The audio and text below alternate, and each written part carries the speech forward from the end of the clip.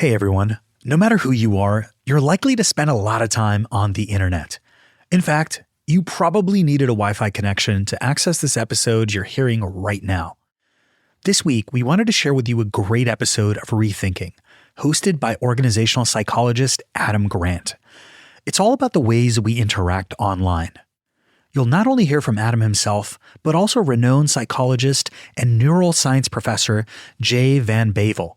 They have a great discussion about why it's so easy for bad news to go viral, how to make online conversations kinder, and what you can do to feel better when you're scrolling through your favorite social media platform.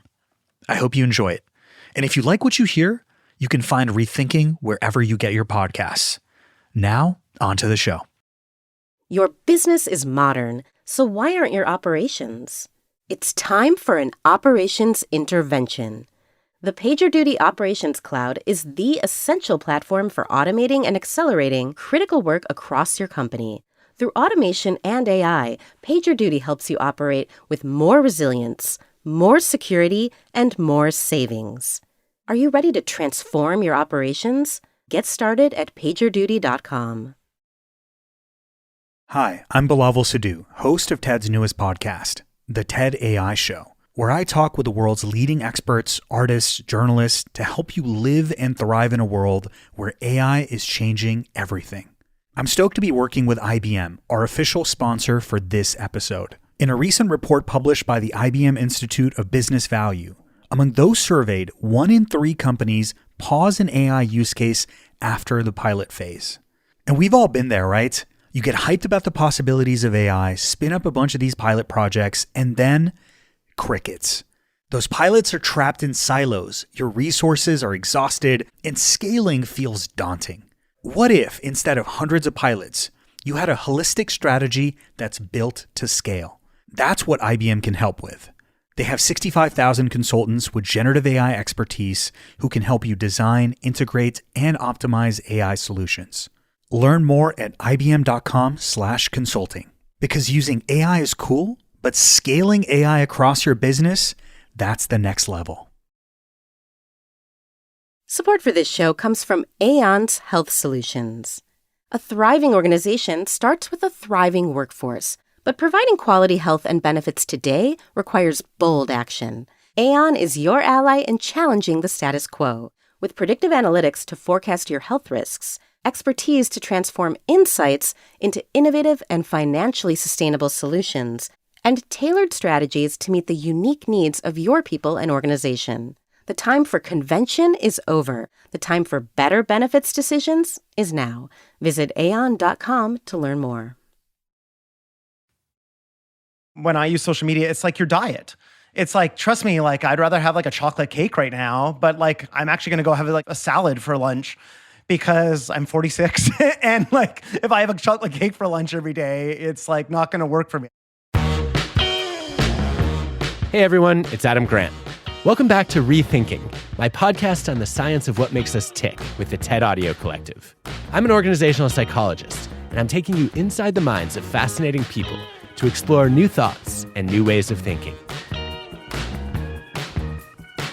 My guest today is Jay Van Bavel.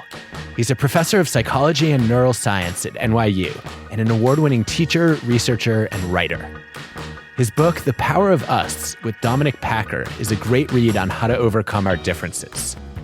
Jay is also a leading expert on why what goes viral often makes us miserable and how to change that.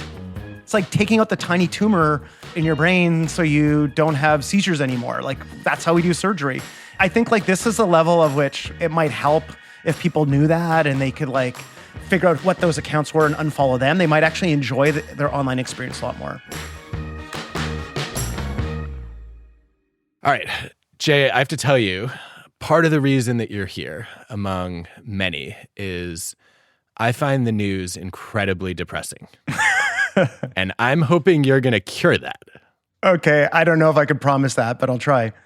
I've sworn off watching TV news altogether. And increasingly, I don't even want to read online news. And I just came across, ironically enough, a headline, which I guess means I haven't totally shut off the news. But the basic finding was 23 million news headlines from 2000 to 2019 showing that anger, fear, disgust, and sadness have all gone up and emotional neutrality has declined. What's going on? Most news now is interwoven with social media. And so we're all in this universe where we're engagement metrics. It's called the attention economy. And winning the attention economy means more people clicked on a news article, went to the website, and that increases ad revenue. Human psychology is really old. It's millions of years old. And our brains are basically wired for survival. And that means like social connection and belonging. But that also means things like avoiding threats and being hyper vigilant about things that could have killed us. And we're the offspring and we are the ancestors of generation after generation after generation of people who like avoided getting wiped out by like a dangerous poisonous snake or eaten by a bear or something like that. And so we're like hyper attuned, and that type of information is hyper engaging to us. And so what happens is when the news posts some story about some tragedy or corruption or scandal or anything negative, disgusting, outrageous, we're more likely to want to click on it. And therefore, the news company that's producing it or the influencer who shared it gets engagement, and they're more likely to create and share more and more information that takes that form or uses those headlines. And so we're now in this kind of like doom cycle where we're getting more and more of that fed back at us and we're engaging with it more and more. So, and that's why people like you are eventually just like hit a burnout point and disengage. Like, I don't want to see this. This is so depressing. And that's where we're at. It reminds me of something that Liv Boeree said not too long ago. She said that the problem with raging against the machine is that the machine begins to feed on rage. Yeah, they're profiting off us. It reminds me of like the Matrix, where we're all like getting exploited for our energy. Here our attention's getting exploited. This is not new, right? You're pointing out that this is a fundamental feature of human psychology. Psychologists have been writing about this phenomenon for decades. I think about Paul Rozin on negativity bias, Baumeister and colleagues on bad is stronger than good. And I feel like those ideas have long had a lot of evolutionary hand-waving in them, right? And I think I'm guilty of that often. Like, fail to notice a lion and you might not survive to pass on your genes. Overlook an adorable koala. Guess what? You live to fight another day. But I think you've made a pretty compelling case that this is actually hardwired in us. And if that's true, it ought to start early. So do we see this with young children? Do we see it with infants? Walk me through the case that this is actually part of our evolutionary wiring. I'm not a developmental psychologist, although I've collaborated and done some developmental work. My understanding is that you see this in kids. You also see this in our primate ancestors. So for example, if you show, I think this was done with macaque monkeys, if you show them like, if they see like a snake, all they need to see is one other monkey freaking out to the snake and they learn to fear it instantly. Whereas there's other things that are like harder for them to fear condition to. And so basically what that means is we have a preparedness to learn that some things are more dangerous than others. And so that seems to be something that is pretty conserved across species. We can have like news headlines and stories and videos and stuff that like exploit one another's tendency to do this. I think that's what makes us special, is that we can figure out ways to push one another's buttons to persuade and cajole and manipulate one another. Well, that brings me to one of my puzzles, which is, why do we keep falling for it? Like, surely we're smarter than this, aren't we? Yeah, so I'll tell you a study that we finished. This was led by my PhD student, Claire Robertson. And we got access to this huge data set of experiments that the website Upworthy ran. And these are like your classic A/B experiments where they like try a headline one way, try it another way, see which one people click on, and then like use that one. So they were like masters of using science and data and analysis to like optimize headlines. But when we analyzed those 22,000 experiments, we found, if anything, the exact same news story, when it had a negative headline, was generating more engagement. It was getting more clicks. And if it had a positive headline, it was getting less clicks. There are a couple of interesting nuances in your data. First of all, those data came from a particular period in time when, to your point, the internet was operating based on a set of algorithms that kind of fed that. But at some level, it seems to me that the dynamic hasn't changed, even though the algorithms have. So we have another paper where we analyzed about 3 million news stories and posts by political leaders on Facebook and Twitter, before it was X. And what we found there was a couple interesting things. One was that when people spread negative news about the political outgroup, when they shared that content, it was more likely to get spread. It got shared about 67% more. And that's one of the single most effective strategies we found for making things go viral, is just spreading bad news about the other guys. So that's probably where they're coming from, is just a data-driven, probably not some top-down, evil strategy about how to make people mad all the time. If anything, internal documents from Facebook show mostly they were trying to do the opposite. They're trying to create community and stuff like that. But they were just their algorithm is amplifying based on engagement. And that's the thing that was driving engagement. What's troubling about this is that we're only measuring short-term engagement. And in the long term, what a lot of people did is what I did, which is to say, I don't want to get my news through social media because it just makes me mad or sad. I used to be actually a techno-optimist. I used to think a handful of people in Silicon Valley, if they wanted, could snap their fingers and change something and make the world a better place, at a level of scale that we never have had in human history. And I often thought that they would get this data and hear these stories and want to do more of that. And I actually am pessimistic now. I don't think they do, because they found what buttons to press about the dark side of human nature, and then we just get more of it. But again, these are short-term things. They're making more profit in the short term, but if they erode democracy to the level of massive intergroup conflict, then maybe they're going to damage all the institutions and societies and communities that they actually care about. Well, I think from my conversations with a lot of those folks, I think I've landed somewhere in the middle. They're trying not to destroy their business. They're also trying not to destroy democracy. And so what they've been testing a whole bunch is, okay, can we, for example, figure out some middle ground solutions? And one of those is deprioritizing political news. I've seen some evidence that political news is much more negative than other topics. I think one example on the other probably end of that spectrum is actually science news, which skews very positive. People are fired up, they're inspired, they're excited when there's a new discovery. Most of the incivil content that is spreading, and including the stuff not just that's negative but has a lot of misinformation, is heavily in the political domain. So there was a big paper in Science magazine where they analyzed misinformation, and it spreads further and faster than true information. Oh, this is the Sinana Rall paper, right? Yeah. And if you look carefully at their data, they found a couple of moderators. So a couple factors that seem to be driving this. One is stories that are loaded with emotion. So a lot of stories that have a lot of emotion tend to be in the political domain. Part of it is our political leaders, as I was saying, this is data from Rob Willer's lab, that they've become less and less civil and more hostile over time in the last decade or more. And so these people have massive followings. Some, when Trump was on Twitter, he had 90 million followers, and most other political leaders have millions of followers. And they set norms. They establish the tone of the conversation around certain issues. Okay, now I'm going to tell you an optimistic thing. So this is a paper, this is unpublished. We're about to submit it in a couple weeks. It's led by a postdoc of mine, Steve Rathje. And we decided to take a scalpel to this problem. One thing that we've noticed is that a lot of this negativity online is driven by a small number of accounts. And so we're talking about the spread of anti-vaxxer misinformation. On Facebook, there was the Disinformation Dozen, which was a dozen accounts that created 50% of the misinformation for the whole platform.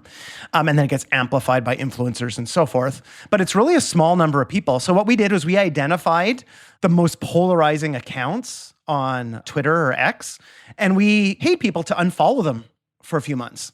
And then another condition, we paid people to follow some science accounts like NASA, where it's you see those amazing images of the James Webb Telescope.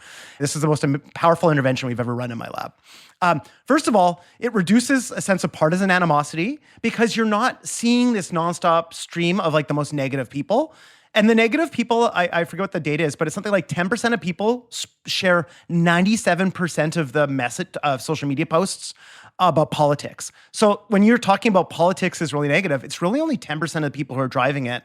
And then those 10% of the people on average are the people at the extremes.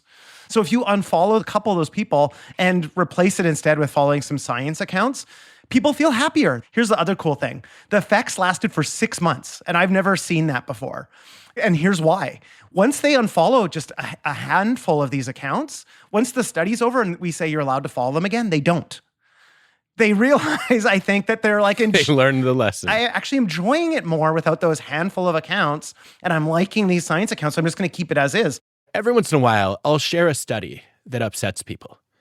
And then I notice a bunch of people unfollow me. I'm listen, you just shot the messenger here. Like, the fact that I raised a hard question or you disagreed with the finding of the rigorous research that I thought was worth knowing, even though I didn't like the result of it either. Like, I don't think that is a good reason to unfollow someone. You should unfollow if their posts are disrespectful, if they're consistently spreading lies or bullshit, or if their content just ruins your day. And it makes me wonder, like, should content creators have positivity ratios in mind? Should journalists have positivity quotas? How do you think about that dynamic? Okay, that's a great one because I experience the same thing as you, but probably on a much lesser scale. And sometimes I just delete it because here's the difference. I think you're a little bit like me, but I'm probably even more sensitive. Like if I share something controversial, I'll like scale back the controversy for a week just for my own psychological well-being. Sometimes I don't know it's controversial when I post it. I kind of start from the default assumption that the whole audience who's chosen to follow me knows that intellectual integrity is one of my core principles, and I'm not going to bother to share something unless it's cleared my high bar of, I think this is credible information from credible experts.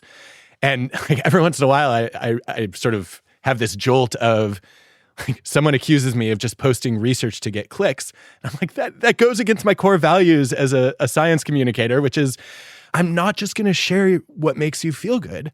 I want to share what makes you think hard. I think it matters to know this information. It's not fun, but it's meaningful, or it's a helpful perspective. And I think that requires a long view from the audience, but it also requires me as a content creator and a communicator to be clearer about the principles behind what I share. When I use social media, it's like your diet. I think some people just want like the junk food diet version of it. And others of us like actually make an effort to use it as a way to make ourselves smarter or more informed about the world. Sometimes I'll share a study and I'll have other scientists like critique it or debunk it. And that actually informs the way I think about that research. And I might not cite that in the future because I didn't know of a critique of it that they brought up. Or they might connect me to another paper that I hadn't read that kind of goes deeper. And so there's also a conversational thing where I feel like if I'm having those conversations, even if I'm wrong in what I share or I interpret it the wrong way, I feel like I'm getting smarter about it. And so it's kind of like, that's like a healthy diet. We need a badge for social media for science communicators. That's the Rawlsian veil of ignorance only applied to research methods as opposed to justice. I share content if I think the methods were high quality, regardless of the conclusions. Yeah. Yeah. As a scientist, all you care about is like the study was rigorous, and then we'll update our thinking, and then we'll like get better. And guess what? If we do solve some kind of bias in society, that's great. Let's talk about how to uncondition. That's not a thing. I guess you can do extinction of conditioning, right? Yeah. Extinguish. So you mentioned Upworthy earlier. One of the things I've really loved about their work is they have made a concerted effort to try to shift the balance and say, we want to be an organization that elevates people. And I think they've done some very clever things around activating positive emotions like joy, inspiration, curiosity, hope, gratitude, pride. I thought it'd be interesting to get you to analyze a few of their success cases. I've enlisted an expert in my house to help with this. My daughter, Joanna, is actually interning with Upworthy right now, and she's picked some examples for us. Joanna, can you hear us? Yeah. Do you want to come over so we're recording you on my mic too? Hi, Joanna. Nice to meet you. I'm Jay. Hi, nice to meet you too. One person said, I need the people to know that Olympic silver medalist Georgia Villa is sponsored by Parmesan cheese and regularly posts pictures of herself with giant wheels of cheese. I love the wheels of cheese in that photo. You want to hold it up so Jay can see it? Well, I saw her go viral, yeah. And I loved those pictures. The giant Parmesans. Okay, so here's some variables that predict why that works. First of all, one of the things that generates attention in the attention economy of the online universe is surprise. And it's very surprising. I didn't even realize they were sponsored by cheese companies. The other thing that caught my eye was the caption. Upworthy wrote, "That's big Parma for you." Okay. That was hysterical. Everything's better when you have comedy. Okay, Joanna, you want to do another? This guy's parents put on cousin camp every summer for the grandkids. And for the past 8 years, they've invited all the grandkids ages 5+ to spend 4 days on the farm away from parents with their cousins.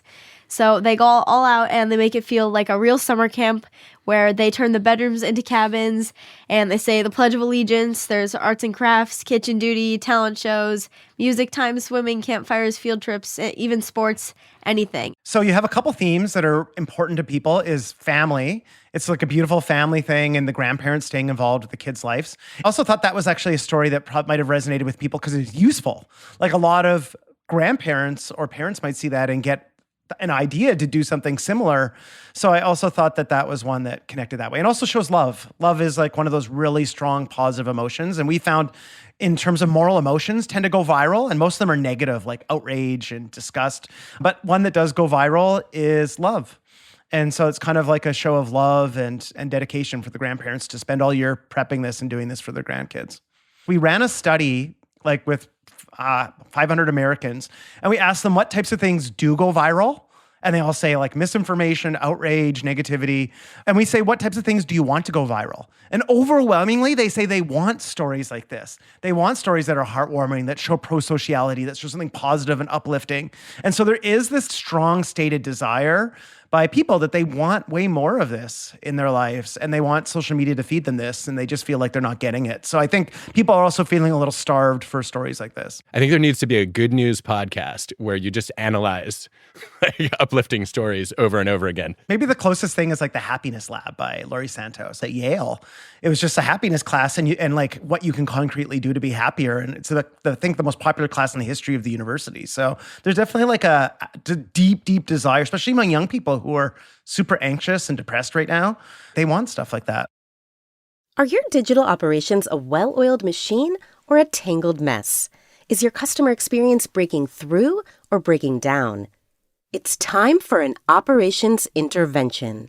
If you need to consolidate software and reduce costs, if you need to mitigate risk and build resilience, and if you need to speed up your pace of innovation, the PagerDuty Operations Cloud is the essential platform for operating as a modern digital business. Get started at pagerduty.com. Hi, I'm Bilavel Sidhu, host of TED's newest podcast, The TED AI Show, where I speak with the world's leading experts, artists, journalists, to help you live and thrive in a world where AI is changing everything. I'm stoked to be working with IBM, our official sponsor for this episode. Now, the path from Gen AI pilots to real-world deployments is often filled with roadblocks, such as barriers to free data flow. But what if I told you there's a way to deploy AI wherever your data lives? With Watson X, you can deploy AI models across any environment. Above the clouds, helping pilots navigate flights. And on lots of clouds, helping employees automate tasks. On-prem, so designers can access proprietary data. And on the edge, so remote bank tellers can assist customers. Watson X helps you deploy AI wherever you need it, so you can take your business wherever it needs to go. Learn more at ibm.com/WatsonX and start infusing intelligence where you need it the most.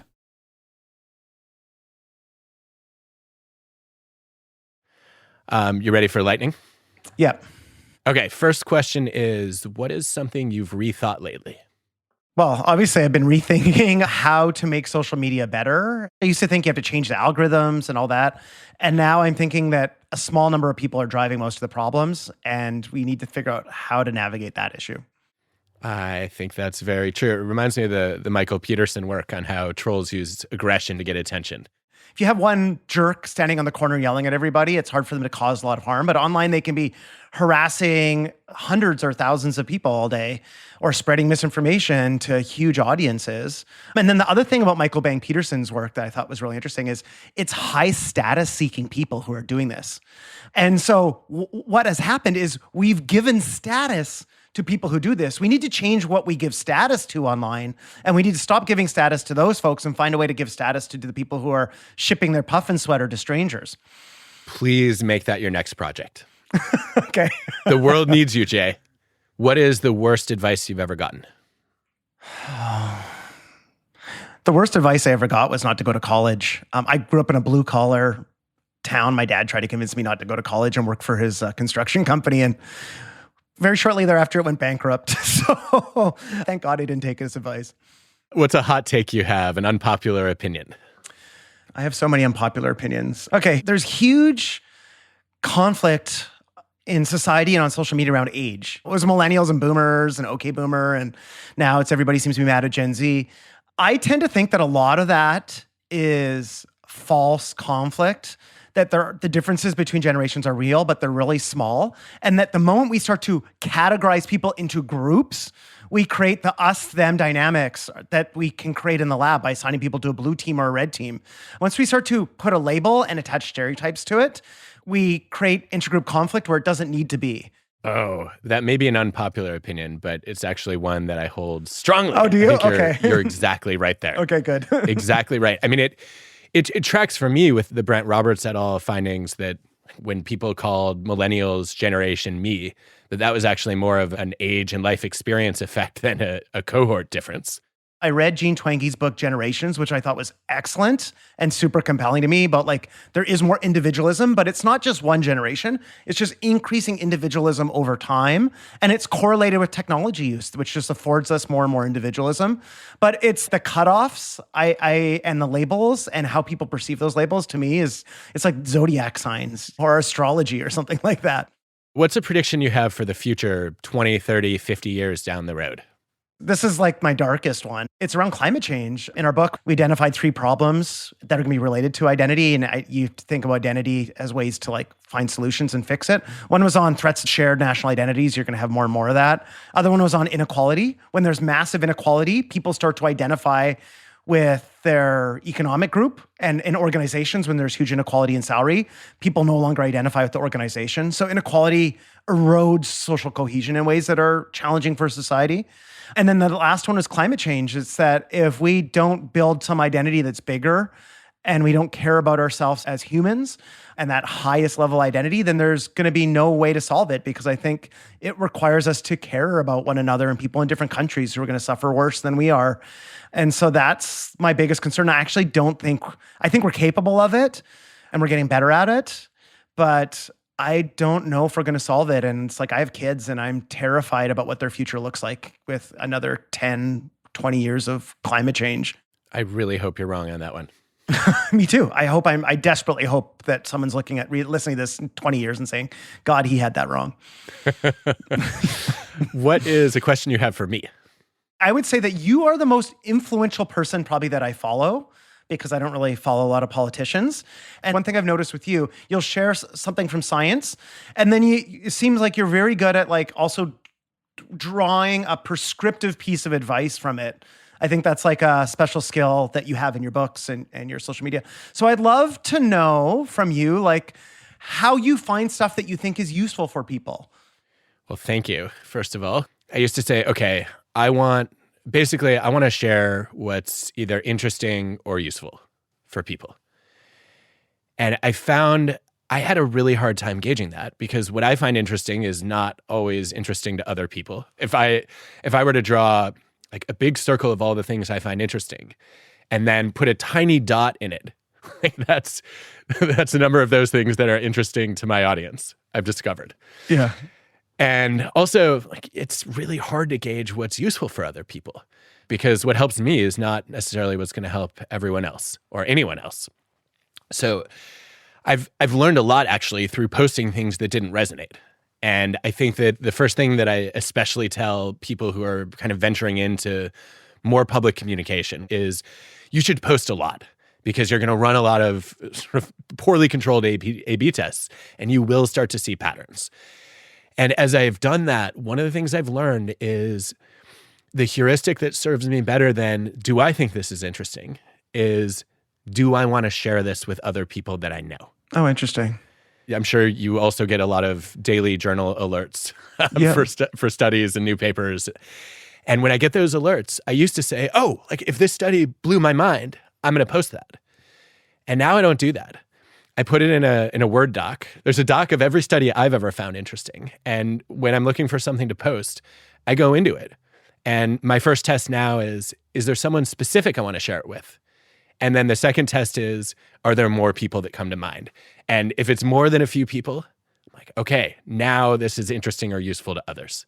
That's my strategy. What do you make of it? I think it's like a great strategy for just collating everything interesting. And then the things that might be interesting right now that are very like timely because they're yoked to the news, you've removed yourself from that by only posting them when you go back later. So do they survive like right now it's interesting and 4 months later when I open this, is it still interesting? Those are things that are probably more like evergreen or enduring. The other thing is you do a theory of mind exercise where you start to imagine other audiences. And I think like that sounds really useful. I always think like that's the key to communication, is whether you're giving a talk or writing a paper or an op-ed or anything, is like stepping outside yourself. The only thing I would ask you about is like, how do you avoid, so one thing I notice when people on social media, they end up getting what I would call audience capture. That they end up getting like more and more extreme audiences and post more and more extreme content until they're posting like paranoid conspiracy theories. And they've gone down this like weird rabbit hole. And I see this I've seen this for several people. How do you avoid doing that? What makes you think I've succeeded? Well, I haven't seen you post anything crazy yet. Good. All right. Please tell me if you ever do. Okay. It's the same problem we face as writers, which is you don't want to completely ignore the reader, but you don't want to be a slave to the reader either. Yeah. This is actually why I try to think of who do I want to share this with.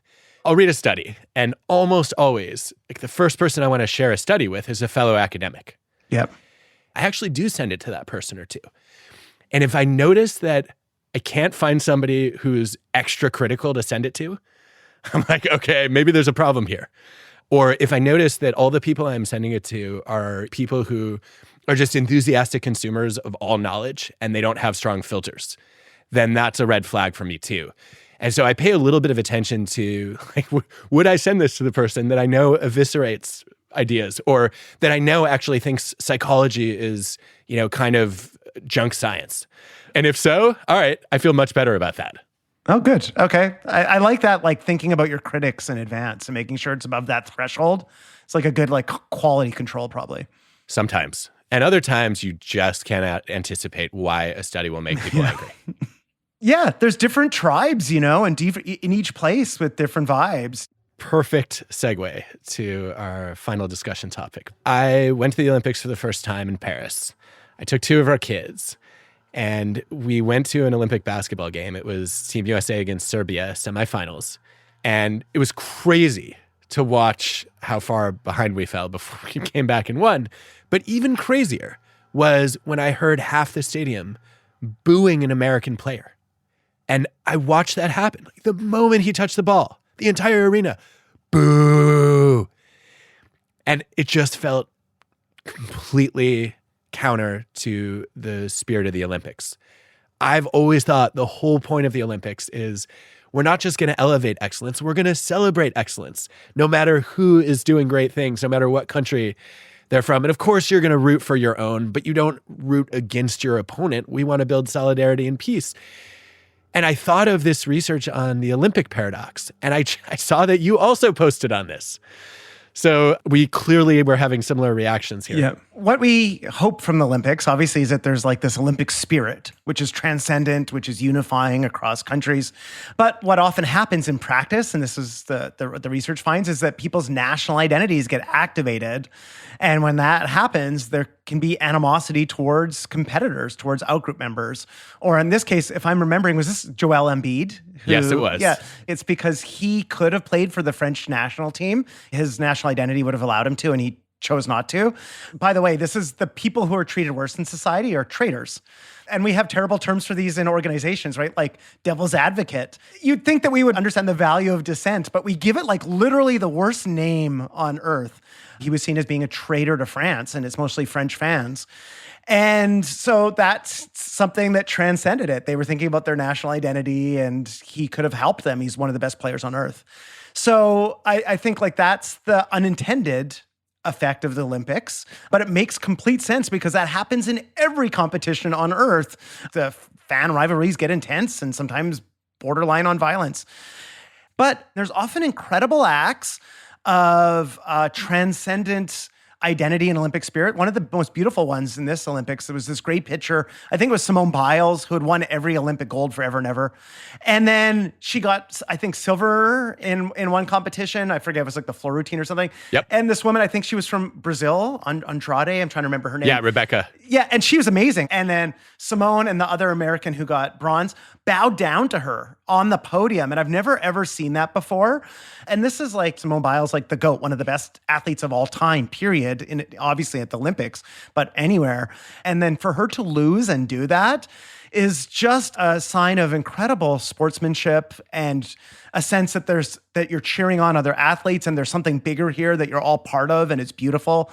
And you see that at every Olympics. There's always examples of athletes like picking up someone who's like going to faint before they cross like the finish line, and some other athlete and kind of running by them like carries them to the line. The competition of the Olympics happens within a broader cooperation.